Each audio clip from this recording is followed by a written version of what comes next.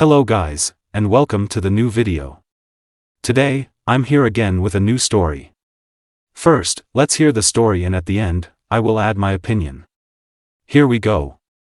My mother was raped by her brother, my father. When my partner, ex, heard this, he and his family tried to shame us. For this, they were ostracized and expelled from the whole city. I am 25, never knew my father. Long before I was born, he was imprisoned for molesting several minors. My mother, 40, never talked much about him. I didn't even know what he looked like. Even my grandparents hadn't said anything about him since I can remember. The same was true for more distant relatives. I didn't lack anything during my childhood, so I never felt I would miss something because of his absence.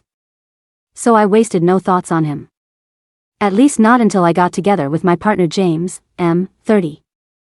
James has a large family, many brothers, uncles, and all the grandparents a person can have.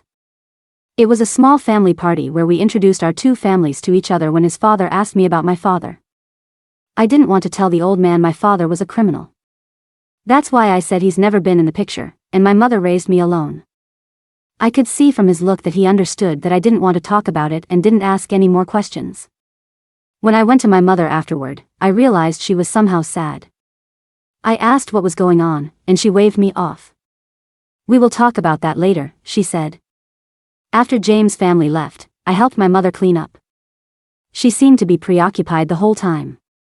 Eventually, she turned to me and looked at me seriously. She told me some of James' family members had asked about my father. Some even suggested that she must have sabotaged his relationship with me, which hurt her deeply. I told her I knew why he wasn't in the picture and that she certainly didn't need to worry. I had a happy childhood, and I didn't miss anything. That left her standing in the room with tears in her eyes. After a long moment of silence, she just started talking.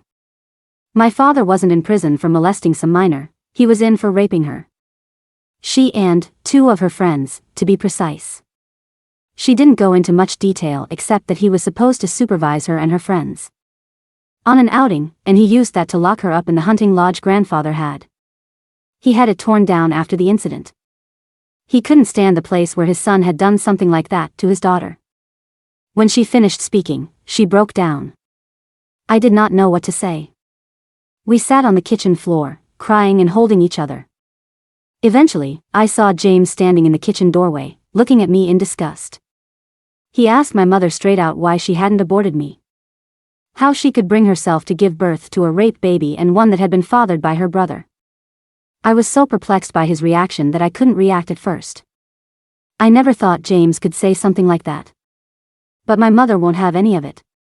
She jumped up and yelled at him to leave the house. How dare he ask her such questions? That I was her child and she loved me. How could someone who claimed to love me accuse her of bringing me into the world? From her screams alarmed, grandfather came into the kitchen from the living room, and Mom told him the summary of what had happened. Without saying anything, Grandpa slapped James in the face and dragged him out of the house with his bloody nose. In the end, we all sat together, cried, and talked. A few hours later, I got a text from James' parents telling me to stay away from their son. There was no place for a product of rape in their family.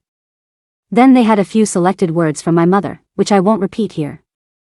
Days later, it turned out that James' family was walking around town telling my birth story to whoever would or wouldn't listen.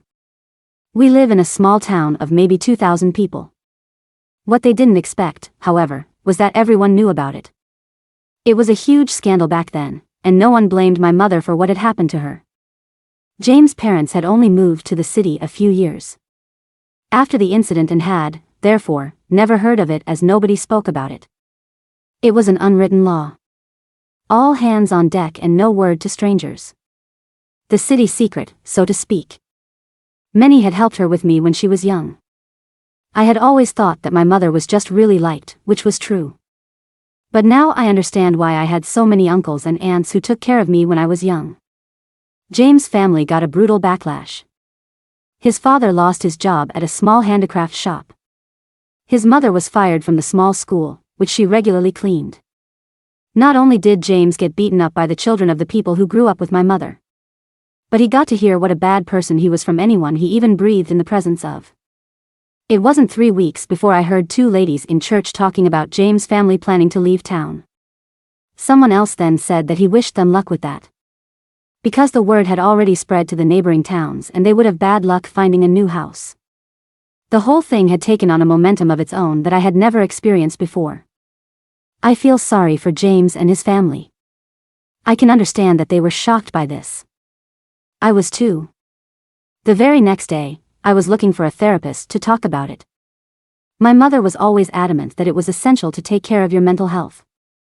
I had always thought it had something to do with the fact that she was very progressive.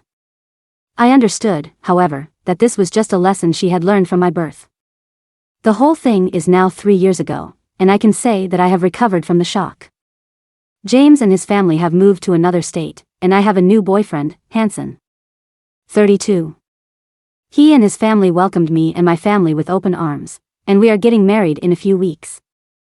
Hanson knows about my story because he also lives in our small town, and his parents knew my mother when she was still in kindergarten. The whole thing actually affected me less than I had initially expected. Everyone around me was supportive and loving. Life is good. So guys, that is the end of the story. Now I will put my thoughts based on the story.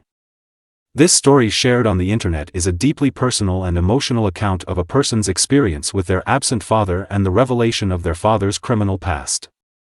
It highlights the impact that family secrets and trauma can have on individuals and their relationships.